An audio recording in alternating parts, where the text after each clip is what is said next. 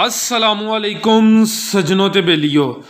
माशाल्लाह जी सरगोदा के एक मशहूर ते पुराने व्यापारी अहमद हसन साहब दोस्तों वास्ते दो टॉप क्लास नायाब चीज़ां लैके आए ने। दोवां जानवरों की तसल्ली कराने ते इन्हां दा जिहड़ा रेट है वह भी मालूम करने। अहमद भाई का जिला भी सरगोदा है, तहसील भी सरगोदा है, कांडीवा रोड ते जनाब हरां दा डेरा मौजूद है। मजीद स्क्रीन ते नंबर आ रहा दोस्त रबता कर सकते हैं। तो माशाल्लाह चेक करो जी ऑलरेडी दोस्त जर्सी दे नाम तो वाकफ ने। गां नंबर 1 ते जर्सी प्योर जर्सी माशाल्लाह जी। जिसामत दी वेख लैनी है, मोटी आके छोटे कान लो दोस्तों, सेहत भी अच्छी माशाल्लाह जी।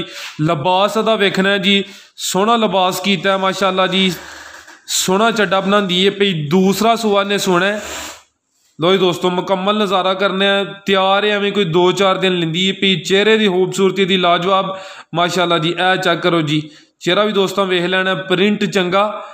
दूसरा सुआ ने सोना है तो दिन कोई 2-4 लेंदी पी। तैयार है माशाल्लाह, डिमांड दी दसने मुकम्मल नज़ारा करना। गुल सोहने तो पावरफुल लगे ने तो सेहत भी अच्छी है माशाल्लाह जी। सारियां खूबियां जानवर च मौजूद ने। सारे दोस्तों के गुजारिश है माशाल्लाह दा कमेंट ते अपनी राय का इजहार लाजमी करना है। लो दोस्तों मुकम्मल नज़ारे करो, खूबसूरती क्वालिटी माशाल्लाह पूरी शानदार। दिन कोई 2-4 लेंदी पी। दूसरा सुबह ने सुना माशाल्लाह जी।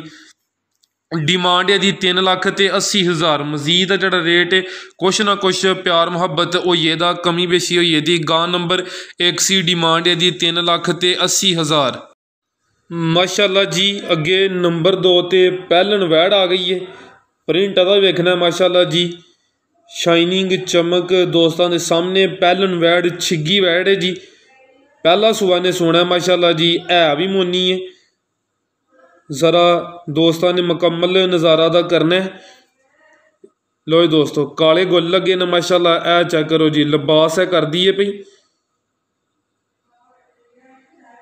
ए चेक करो माशाल्लाह जी, क्वालिटी खूबसूरत। पहला सुआ ने सोना है छिगी माशाल्लाह जी। ब्रीड है दी फ्रीजियन ते जर्सी क्रॉस, ज़्यादा फ्रीजियन ते कुछ जर्सी क्रॉस है माशाल्लाह जी। ब्रीड नस्ल जात अच्छी है। डिमांड दी दोस्तों दसने छिगी मूँह च पहला सुआ सोना है। चेहरे की खूबसूरती दोस्तों वेख लैनी है माशाल्लाह जी। काले गुल लगे ने, लिबास चंगा कर दी है पई। दिन कोई 5-7 लेंदी है पई। ए चेक करो माशाल्लाह जी, जेडे दिन दसी दे ने कोई 2-4 दिन उत्ते थले हो सकते हैं। तो दोस्तों मुकम्मल नज़ारा करने। नंबर 2 ते चेक कराने पे पहलन वैड़ क्वालिटी यदी भी चेक करनी है। दोवें जानवर माशाल्लाह जी भाई हसन दोस्तों वास्ते अच्छे तलाश करके लैके आए ने। सारे दोस्तों के भी गुजारिश है वीडियो को लाइक तो शेयर लाजमी करना है। फ्रीजियन ते जर्सी क्रॉस छिगी वैड़, दिन कोई 5-7 लेंदी है पई। पहला सुआ सुनदी है पई माशाल्लाह जी। मुकम्मल नज़ारा दोस्तों करना है। काले सोहने गुल लगे ने। डिमांड है दी 3,60,000। पहलन वैड़ सी माशाल्लाह जी। उम्मीद करना दोस्तों वीडियो पसंद आई होगी। सारे दोस्तों की गुजारिश है जी वीडियो को लाइक तो शेयर लाजमी करो, चैनल भी सबसक्राइब करो। इजाज़त चाहते हैं, अल्लाह हाफिज़।